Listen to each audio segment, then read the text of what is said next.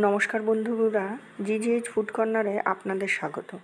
আজ আমি ব্যাংডুবি ফরেস্ট নিয়ে একটা ব্লগ করেছি, সেটা আপনাদের সাথে শেয়ার করছি। আমার মেয়ের একটা আর্টের কম্পিটিশন ছিল, তো সেখানে গেছিলাম, সেটাই শেয়ার। ব্যাংডুবির ভেতরে একটা বেস্ট ক্যাম্পে চলে এসেছি।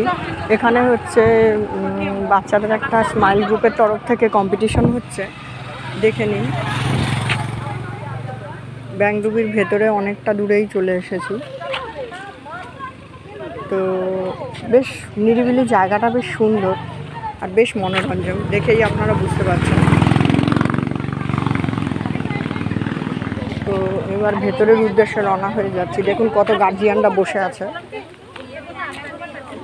তো ভেতরে ওই ওপরের আর্ট কম্পিটিশনটা চলছে, আর এখানে সব গার্জিয়ানরা বসে আছে।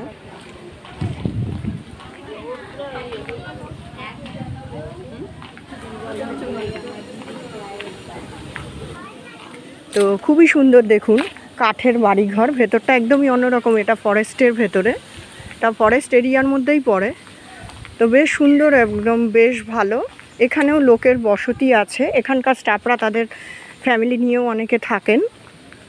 তো বেশ ভালো লাগছে দেখে। তো মনে হলো আপনাদের সাথে এই ব্লগটা একটু শেয়ার করে দিই, তাই করে নিলাম তাই শেয়ার করছি। দেখুন ভিতরটাও খুব সুন্দর, বেশ মনোরঞ্জন, ঠান্ডা শান্ত পরিবেশ, একদমই অন্যরকম।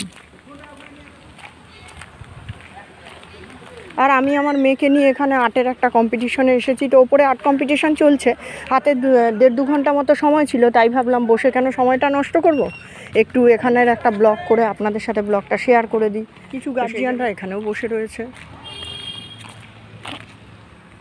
তো দেখুন ভেতরের পরিবেশটাও বেশ সুন্দর, বেশ মনোরঞ্জন।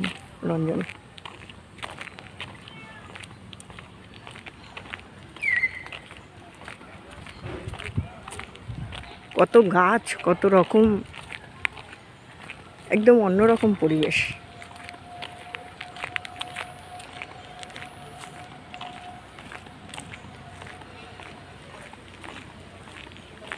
তো আমি আবার ফিরে চলে যাচ্ছি, এখন ওখানেই আবার বসবো। অনেক গার্জিয়ানরা বসে আছে, তাদের সাথে একটু বসে গল্পগুজব করব।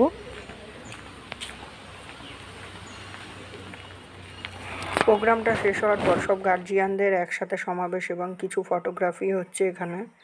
তো তারই মধ্যে আমরা কিছু ছবি তুলেছিলাম, দেখে নিন।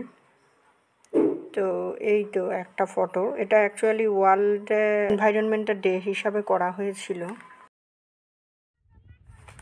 তো এবার বাড়ি যাওয়ার পথে প্রচণ্ড গরম, ঘড়িতে প্রায় 1:30 থেকে 2টোর কাছাকাছি বাজে, আর তেমনই রোদ। তো সকালের দিকে ওয়েদারটা বেশ ভালোই ছিল, বাট এখন রোদটা চাগিয়ে উঠেছে বলে বেশ গরম লাগছে। তো আমার এই ব্লগটা আমি এখানেই শেষ করছি।